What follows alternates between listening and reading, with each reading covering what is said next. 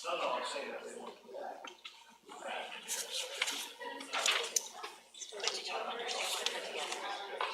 I understand what you wanted him to put together? Yeah. First of all, there's way too much information. But he did stuff. Yeah, later. Only Tim signs that.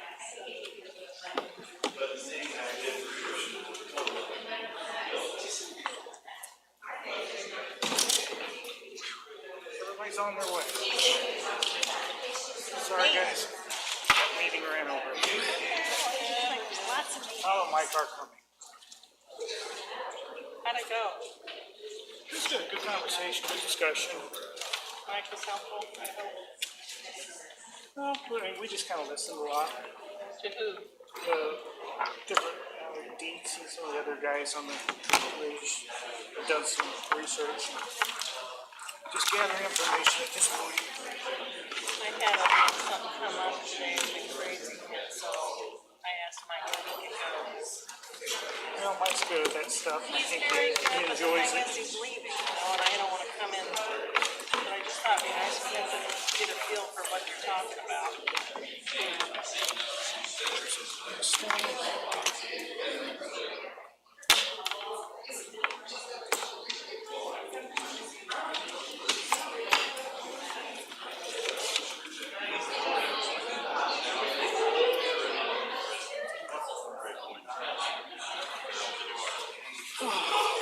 don't know. I I did. Miranda and I split a pizza earlier. I saw a thing that the average number of pizzas eaten here is like 60 something. I'm like, okay, maybe 60 pieces. Yeah, we are. 60 pieces or 60 whole pizzas? Mike and Tom. I can hit that. I can get that one sitting. I'd like to bring the meeting to order and ask that roll be called, please. Feldman? Henry? Here. Housingate? Here. Holzhauser? Here. Humbles? Here, and the other two gentlemen will be here in just a few minutes. Their meeting ran over. Okay, They are both here. Just you have to mark them coming in got it. tardy.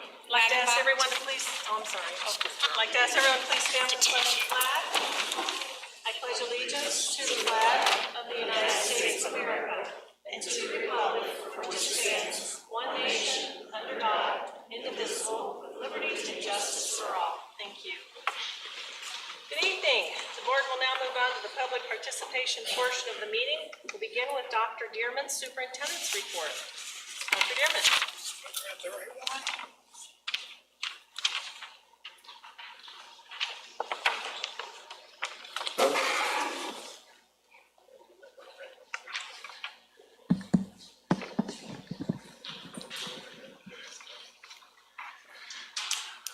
All right, superintendent report for tonight. FOIA request. We have received 4 new FOIA requests since January 18th, and all of them have been filled by Mr. McKenzie, our CFO. And of the 8 outstanding on January 18th, 5 have been filled and 3 were denied as unduly burdensome. Next item, counseling department parents student survey. Thank you to all of those that completed the survey.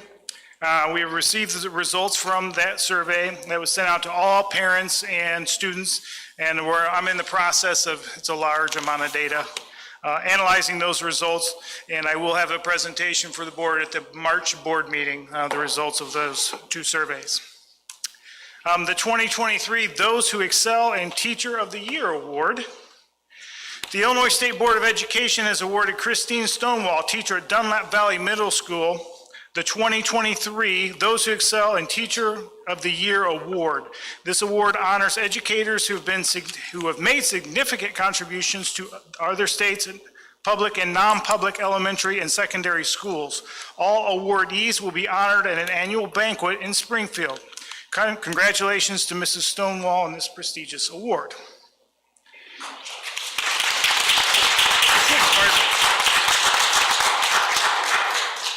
And then I also want to bring to everyone's attention, we have a school board election coming up on April 4th. I am going to make a recommendation to the board to move the April board meeting 1 week from the 19th to the 26th. The Election Commission has until April 25th to canvass the votes. So by moving the meeting, we'd be able to seat the new board at the April regular meeting rather than needing to schedule a special meeting to do so. And this is something we've done in the past, depending on the election date and the timing of things of our meeting. So that will be the recommendation. That way we have the fully canvassed results and don't have to have two meetings in the month of April. Strategic planning. Our first strategic planning meeting will be held a week from today. I have developed our core stakeholder team, which includes building level administrators, teachers from each building, support staff, board members, high school students, parents, retired district residents, community and civic leaders. Together, we will be working with Dr. Rich Volz with Educational Leadership Solutions, who will be facilitating our strategic planning process. I've also been in conversations with Dr. Karat of Peoria Public Schools, working with Dr. Karat to try and implement an international teacher exchange program with them. They have currently been doing this in an effort to increase our minority representation within our teaching staff. So we are in the process of doing that, and actually a conversation with her again today. So thank you to Peoria Public Schools for working with us to try and get that accomplished. As you know, we have a bus driver shortage. Monday, coincidentally, the day after the Super Bowl, we had 9 bus drivers unable to make the morning routes. So that put a significant strain on our already short staff. Compliments to Mrs. Grandin and the way she's done an excellent job of balancing that out in conjunction with Scott Adrian, who's also in charge of transportation. So thank you to you guys for making that work. It's a difficult balancing act. And if you're looking for some extra income and want to drive a bus, see me and I can point you in the direction of Dr. Adrian and get that worked out. But again, thank you for your work on that. A couple other things. I've been asked to take over as president of the Central Illinois Valley region of the Illinois Association of School Administrators, so I will be assuming that post for our region, which represents schools, from Mason City down to Havana, basically all of Central Illinois, and so I will be assuming that post within the next few months. Funding, as he said he would, for about $350 million. There's also some money in there for addressing the teacher shortage. I'm not so sure it's going to help us in recruitment because it's geared more towards those of the highest need, more urban areas and those areas that are more poverty stricken than what we see at this point, which is unfortunate because we have shortages as well, but those are of greatest need will be addressed first.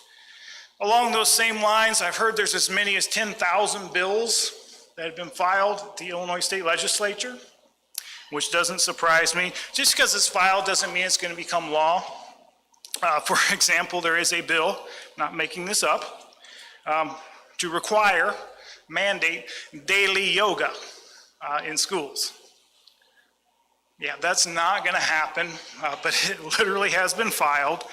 So a lot of these will have to be worked through, and so we have several organizations we're part of, such as LUDA, that's Large Unit District Association, our region with IASA, a lot of these different groups, including the teachers' unions, Illinois Principals Association, all keeping an eye on these different 10,000 plus bills that have been filed and the impact that they will have. Make sure I got everything, didn't leave everything out. Oh, last one, safety.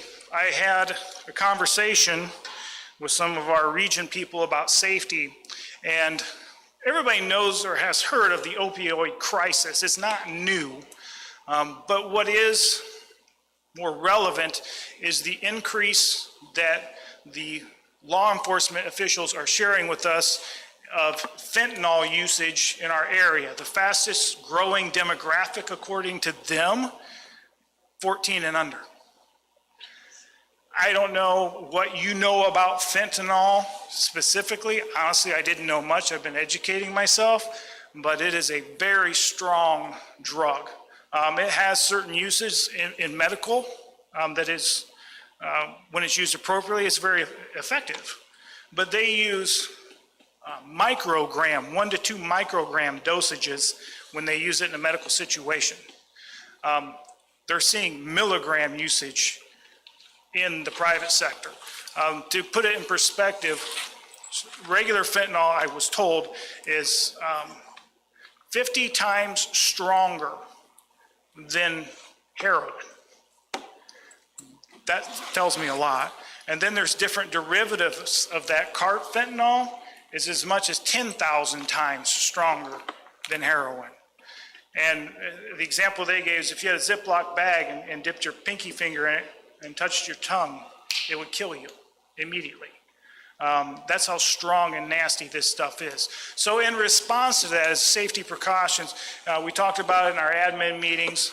We've been in conversations with Peoria County Health Department, the Regional Office of Education, trying to, so you'll see some things in some newsletters going out, just trying to educate our people that, yes, this is not a new problem, but it's becoming more prevalent in the Peoria area. We also have the Narcan, which is the drug that's administered when people overdose, that'll bring them back. Dosages in every building. Obviously, we have more dosages here in the high school and in the middle schools just because of the age and the population demographics that we have here. But that's a reactionary. Heaven forbid if we ever need it, we do have it. But we're also trying to be proactive and do an educational piece amongst our students and our staff. So I hate to end on that note, but it is the last thing that I have. So thank you. Thank you, Dr. Dearman. At this time, we'll move on to public comments. Is there anyone who wishes to address the board this evening? If so, please raise your hand. Seeing none, this concludes the public participation portion of the meeting. The board will now move on to information discussion items. I forgot something. Tom reminded me. You've had your 5 minutes. I'm sorry. I'll refer to Mr. Feldman if you'd like to reference the meeting we just had prior to this meeting. Sure, yeah, and I was in the building, just not at the table for the Pledge of Allegiance, but I was here. I want to thank Mr. Wisdom, and we were joined by Dr. Dearman, Mike McKenzie, and then Coach Dietz and Coach Rappling. It's essentially the third meeting of that athletic feasibility group that has been commissioned, but is not going to get in the way or interfere, but sort of complement, sort of in a continuous manner, the strategic planning piece. But we continue to look at the DAC piece, some of the fields, and some other things as a continuation of the existing 5-year athletic plan that wasn't quite completed. I just want to let everyone know that that work continues. We're going to follow up at another meeting and let everyone know what the progress is on that. But I thought we had a real solid meeting tonight, got into a lot of details about actually some dollars and some options. And we're going to hopefully meet in the next few weeks to continue that going forward. So I just wanted to make sure that was part of the record. Thank you. Thank you. Brad Nichols was also part of that. Brad Nichols, sorry. Brad. You're hiding behind. Well, Matt Andrews is such a, his giant shoulders, Mr. Andrews, I can't see around him. Thank you, Mr. Feldman. School activity account reports are included in the board packet. Is there any discussion? Next, Mr. Andrews will present information regarding staffing. The provided PowerPoint overviewing the needs for the 23-24 school year.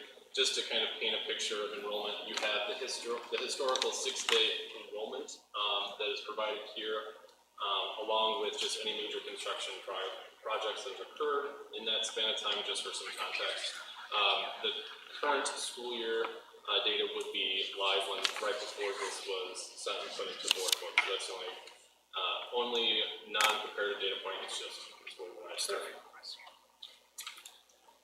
First off would be starting with our youngest learners and our elementary staffing needs. So what you'll see between this school year and next school year, it looks like it's the same number of sections for the 5th grade level. But what's actually happening is we have the rising third grade class at Wilder Waite has 3 sections. We'll need 3 sections at fourth grade, so the current fifth grade teacher at Wilder Waite will move down to fourth grade. It's the current fourth grade class moving to fifth grade at Hickory Grove, which is where we're going to need to see that addition. So it doesn't look like we're adding, but we are because of that movement at Wilder Waite. As we've done the past couple of years, it's just showing the student enrollment compared to last year's compared to this year's and to what's projected for the next year. Of course, kindergarten enrollment had just opened, the pre-enrollment process had just opened, so we don't have figures there. But as we've done every year, especially when we've been close, like we have been for the past several years at Banner Elementary, for example, we look to monitor that and make adjustments if necessary, but at this time are not seeing that there. Again, the only need that we're seeing at the elementary level is for that additional staff need at the fifth grade level at Hickory Grove. So just increasing by 1 full-time equivalent there. And again, this is just summing that based on your total number of seats that are available. So right now, Hickory Grove at fifth grade, you have 120 seats that are available. We have 127 students that are rolling up. We have 2 who are currently on extended absence right now. So their number wasn't in PowerSchool, so you're really looking at 127 that would be rolling up that we would need to plan for. So hence the additional section there. This just summarizes that and what we will be doing moving forward. And then asking for. Next, middle school staffing needs. Again, just showing you here between Dunlap Middle and Valley the enrollment differences plus any additions. We did have a pretty unprecedented. We planned for the increased 6th grade class, but since the beginning of the year had 17 new 7th grade students enroll in the district at Dunlap Valley. So that was not planned for. Jason has done everything in his power to stretch the available classes that students can be put into to make sure that there are enough seats. So again, what you see down for 6th grade is based on what is your current 5th grade class rolling up and going to the respective middle school. And it does not necessarily account, or it does account for what we would be looking to add with our private school students, which can average anywhere from 10 to 20, depending upon the school, depending upon the year of students who switch enroll at middle school level. Again here, just to show the Valley versus Dunlap Middle enrollment, we started to kind of even out at both those buildings. Again, with our addition that we had there, we obviously saw a huge jump there with school year 21 when the new addition opened and we had redistricted students to go there. So it makes sense why we've seen that, but we continue again to see some additional growth there when in terms of your maximum number of FTE, your full-time equivalent staff members, that's needed to staff the schedule for so students have classes to go into each hour. And they've been incredibly efficient at that. We got to that oversaturation point. So this slide is just painting what the basic composition of a school schedule looks like at the middle school level. How you have a 9-period schedule, 8:43-minute periods, that includes lunch of course, in there, and then a 28-minute intervention period. And within one section you have 30 seats. So currently at Dunlap Valley, which is where the request is being asked for, you have 7 sections a period with 210 seats maximum. But you do have some conditions there that make it tricky in order for that to be maximized as much as possible. Whenever you have, traditionally our enriched courses, so if it's power literature, enriched or advanced math, or algebra 1, you don't necessarily have all 30 seats filled. When that happens, it makes it so we don't necessarily have seats available, and that's what, again, we're experiencing right now at the 7th grade level. So required for the next year would be making sure that we have 8 sections per period. Well, it looks like we're going well over. It's because, again, with all those different conditions and factors, we have to have places within the schedule to place those students. So within that, again, while it could have been much more to make it much easier, much more efficient, looking down at the very bare minimum here of what is needed in order to have seats available for them within the core instruction. That includes staff member for math and science, extra sections, as well as ELA and social studies. Can I ask a question on that? Do we still have the middle school concept, the middle school Richmond or concept that takes up teacher time? That we looked at that So one team time? years ago. Is that what it's called? Very little team time, yes. Yes. Not all teachers are in it at this point, but we still have that piece of it. And correct me if I'm wrong, those additional staff members wouldn't necessarily be on team because they would be used across grade levels. So they wouldn't be on just the 6th grade team or just the 7th grade. They would have to span grade levels, again, in order for us to maximize the ability to provide those sections of courses that we need.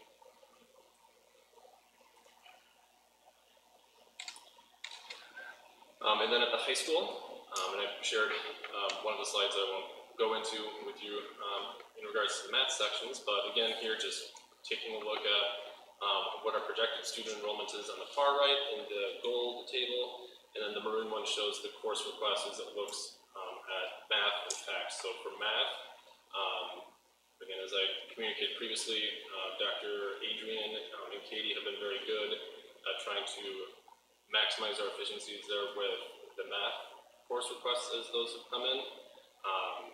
But the section requests have gone up as either you have students doubling up or they're requiring intervention.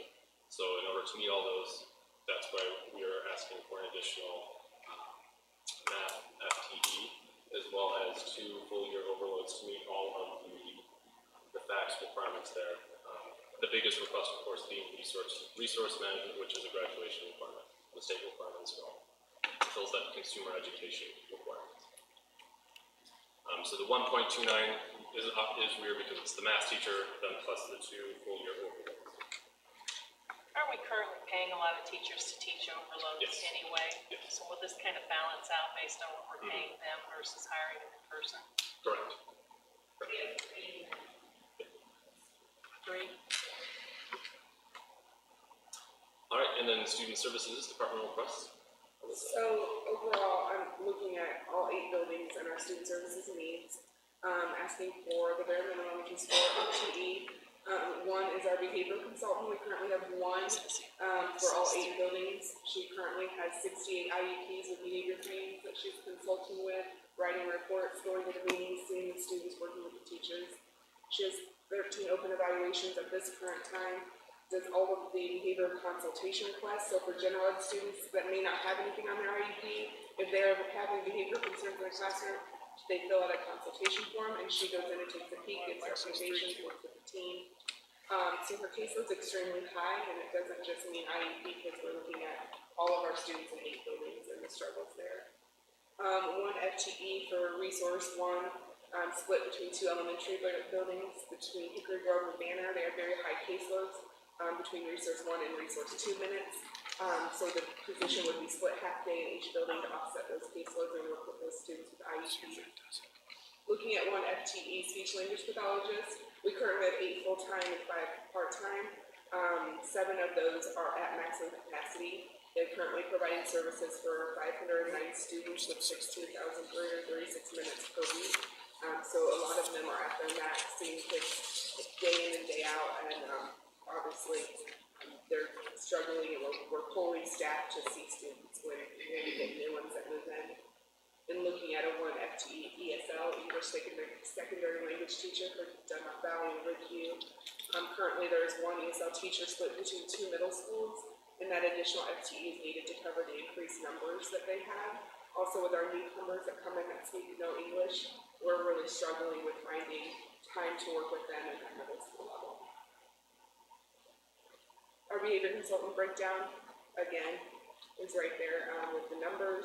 Managing 8 buildings at high caseloads is high. She trains paraprofessionals as well, creating materials like charts and social stories, and just ensuring that proper data is collected for students when we're looking at a more restrictive environment. She's involved with those as well. There's the numbers for our resource at Hickory Grove and Banner. Obviously, kindergarten for the next few years we've had question marks because we don't always know what is coming in, but we've seen an increased need since COVID and kids returning to school. they're just struggling, and so their minutes are increasing with IEP minutes to try to close that gap from the last few years. This is our speech language pathologists. We've highlighted those that are either at max or close to max capacity. When looking at that, Ridgeview started with a full caseload in August. However, we moved some part-time people around, and some kids have moved out, but we continue to get new movers all the time. So. ESL teacher, DBMS. And Ridgeview, the numbers are there. Ridgeview has increased from 40 to 67 this year, which is a huge increase. Hickory Grove is still high numbers. DBMS, a half-time teacher, that they increased, by 16 students. So that's a lot when they're newcomers and they're taking their ELA classes with our ESL teachers, so they're in there with their classes with her. So that is a struggle. I did put our first future needs down. We would love a resource teacher at DHS. They are a unique set of resource teachers because they do co-teaching. So we have to have them in math and ELA and social studies and science, so they each get a department, and it's a struggle to fill them in with their minutes and their co-taught times. Their students are increasing. We have 13 students graduating and 19 incoming freshmen, so we've seen an increase in numbers as well over time. They're just really struggling to do all the job duties that we're putting on them. I have one FTE occupational therapy assistant. We have 4 and 8 buildings, and their caseloads are pretty high, maximum at 60. The one that has the lowest is a life skills. She only sees our life skills students that have double the minutes. So she's seeing those students twice a week instead of the one time a week like the others. So her caseload should be substantially lower because she's seeing those kids double the time. I would also like a part-time school psychologist and a school social worker. We have an increase in early childhood, and we would really like them to work closely with our play-based assessments, our preschool screenings, leading those evaluation teams and managing those referrals that are happening and taking away from our psych and social worker that are currently at Hickory Grove. They're really trying to work at Hickory Grove and do the preschool, which is a lot. So those are my future needs. Is there supposed to be an ESL teacher on that slide or not? It Go is back. on the slide with the 4 staff. It's up with my class. The service summary, the ESL's at the bottom. Of the positions that are being asked for the student services department. So it looks like there are nearly 50 additional ESL students this year. Not quite, but almost. Yeah, That's huge. it is. And a lot of them are newcomers, speak any English. I mean, we just see them randomly come in the middle of the year, and then we're all scrambling to try to order supplies or try to get what they need in their Chromebook. And you can't put 30 children in class when you have that. I mean, Why was the increase so appreciable at Ridgeview? Do you have a handle on that, or did you speak to that? Why is the increase of ESL at Ridgeview? Yeah.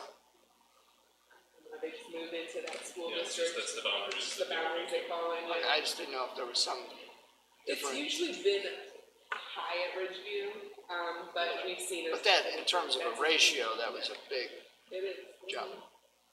Question, Melissa, when we left Seco, there were some projections of staffing needs, and we approved those. Do these additions fall within those, or are these on top of those? Only one, the behavior consultant was a Seco tie, Yeah, and we hired our own. Other than that, speech, CODAs, ESL, resource are all always been hired in-house. but they're over and above the numbers that we thought we would have to have when we left Seco. Not understanding my question. No. We had a list of, we're gonna need this person, this person, this person, and it added up to a certain number of staffing needs. My question is, do these fall within that number, or are these on top of that? So last year when we came and asked for staffing, it was because of the withdrawal from Seco, which was ED teachers. They weren't resource teachers. I asked for ED, the behavior consultant. I just would have to go back to that, but it wasn't. I think what Mike is asking, I don't think you're understanding, is the enrollments have changed, and is that what's driving this request for additional staff? So have the needs and the enrollments changed within special ed, or were we adequately staffed at the request from withdrawal from SEPCO, but now we've got additional needs based on enrollments and students coming in with additional needs? That's why we need these additional So staff. these are additional. These are That's, just new students. I mean, these are just our students, they're new students. Well, in the 50. yes, it's in addition to, Yes, our numbers have grown. The 50 ESL students, though, were never served by SEPCO anyway. They were always served in-house. It's an addition to, Mike. It's an It's addition to. incremental. yeah. Any other questions? Okay, and then between the elementary, middle, and high school and student services positions, again, you see just that combination that's broken down from salary and benefits that's based on next year's, base salary figure, included benefits. So we are looking at an additional, for new salary benefits, $551,945.65. Thank you.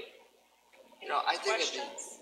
I would just make a point that, Mike raises a fair question, and just for, we are where we are, but I think if you could go back and find that slide or that presentation that showed what you were asking for at the time of the SEPCO transition, when we thought this is what we're gonna need, versus now this new incremental, I think it would be good information for the board to understand what the increased cost of where we are, not for tonight, this is just information tonight, but at some point, just email it to us or something, but I think that's getting to Mike's point about, what we approved at the time, or what we thought was gonna be the true cost of the SEPCO withdrawal or transition, and now what it's costing us today. I think that's I think that's good information to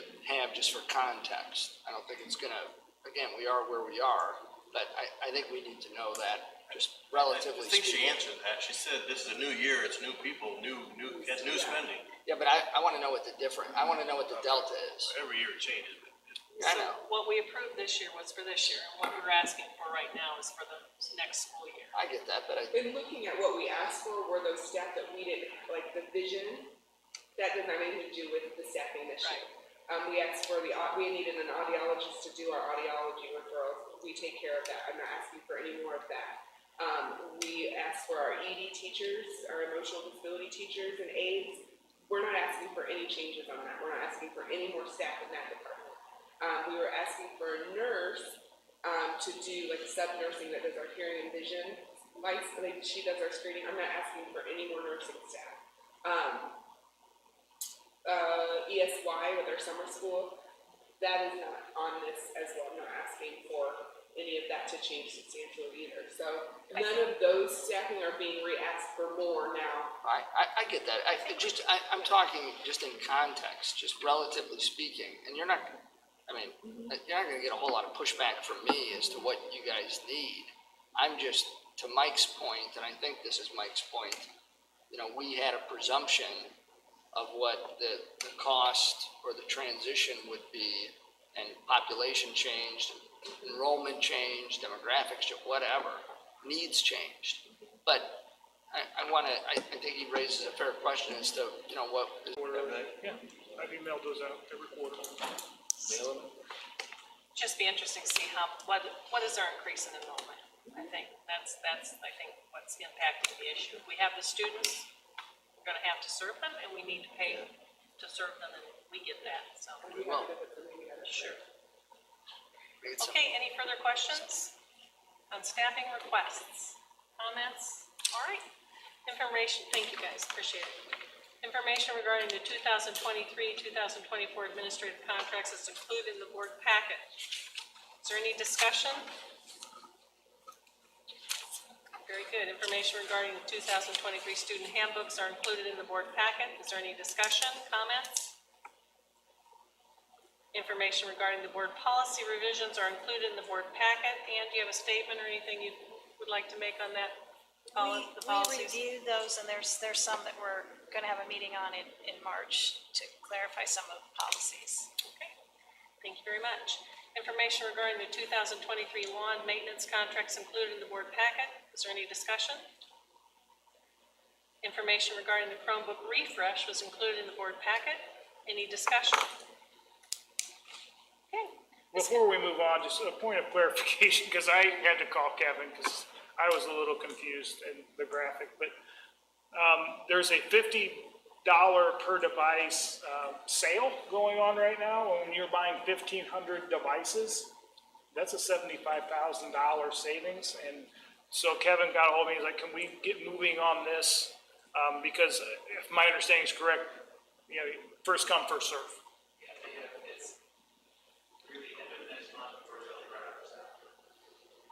Okay. So that's why if this is being brought forth now. It is in the budget. Mr. McKenzie has allotted that within the budget, so it was planned, but we're moving a little quicker than usual to try and catch the sale.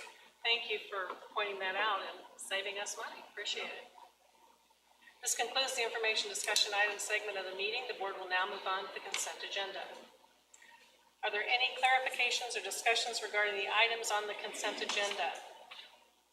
May I please have a motion to approve the consent agenda? I move to approve the consent agenda as presented. Thank you, Mrs. Holzhauser. Is there a second? Second. Thank you, Mr. Wisdom. Any discussion? Roll call vote, please. Henry. Aye. Hausengay. Aye. Holzhauser. Aye. Humbles. Aye. Wagenbach. Aye. Wisdom. Aye. Feldman. Thank you. Motion carried. Board will now move on to action items. The bill list, treasurer's report, district investment report, bank statements are included in the board packet. Is there any discussion? May I please have a motion to approve? I do have a question. Mr. McKenzie, I noticed Ridgeview's electricity is like $37,000 last month. That can't be right. I think it's Ridgeview.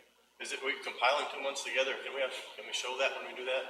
I'll look into that. I'm not sure off the top of my head. I know rates are way higher now than they were. Yeah, but it was like 4 times everybody else. Yeah, so I'll look into it. It's just, I don't know off the top of my head, so. I didn't bring those, I actually grabbed them. that's okay. My list of bills, so.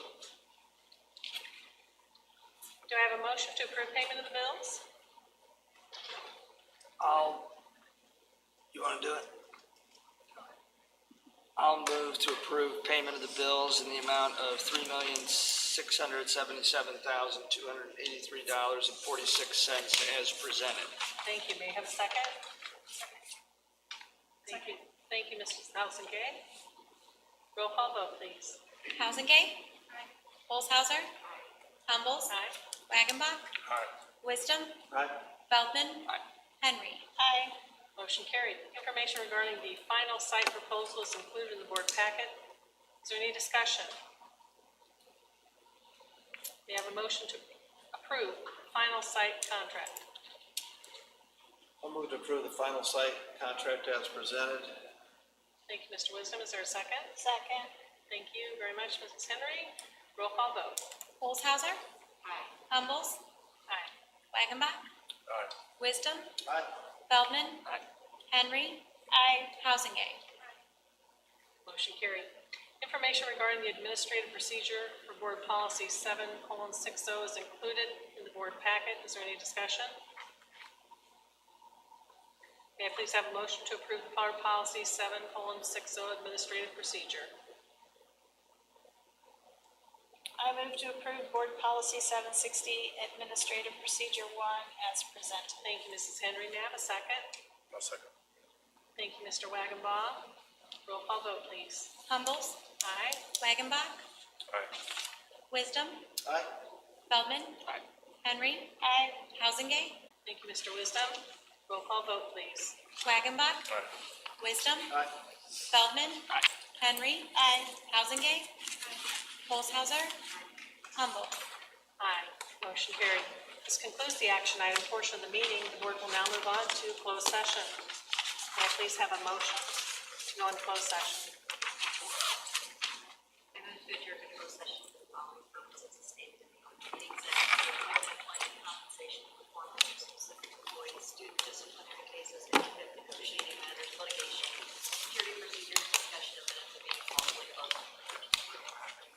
Ms. Holzhauser, may I have a second? Second. Henry. Thank you, Mrs. Henry. Any discussion? Those in favor say aye. Aye. Very good, we've adjourned at 6:41.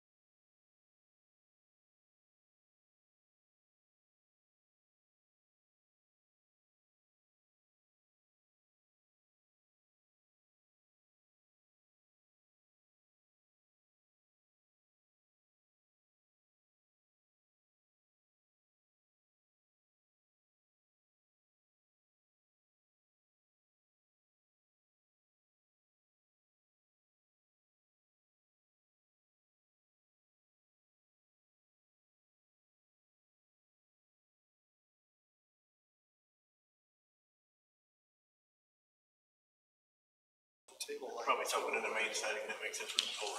Probably. They probably, it doesn't get used as much, so they probably don't keep the heat on, just, It's preset lower. yeah, preset, sure. How's Florida? I'll just have to talk to Rocky and remind him, hey, on Wednesdays, third I have Wednesdays of the month. It's just a little, don't for me. My son has a soccer. All right, thank you. You said it's on, Matt? Relax. It's on. Are you? Madison. Speaker's on. Okay, thank you. Say anything stupid? Okay. And never. You know, so much stuff.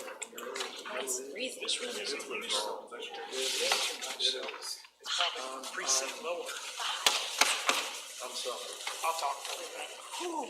Get out of here, freshman. Rocky will warm it up on Wednesdays. I like it. I'll be selfish. Yeah, we can't even. I am grumpy after that. My gloves on? Nothing has to do with you. Let's see, can I have a motion to return to open session? I'll second it.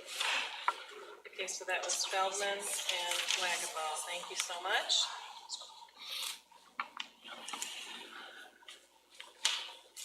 Aye. Those in favor say aye. Aye. Those opposed, nay. Motion carried, 7:57. May I please have a motion to approve the human resource consent agenda? I move to approve the human resources consent agenda as presented. May I have a second? Second. Motion, roll call vote, please. Feldman? Aye. Henry? Aye. Hausengay? Aye. Olshauser? Humble? Aye. Wagenbach? Aye. Wisdom? Aye. May I have a motion to adjourn? A motion to adjourn. Thank you, Mrs. Henry. Second? Mr. Wagonball, those in favor say aye. Those opposed say. Aye. All those in favor say aye. Aye. Okay, thank you very much. Meeting is adjourned at 7:59. Normally, I'm used to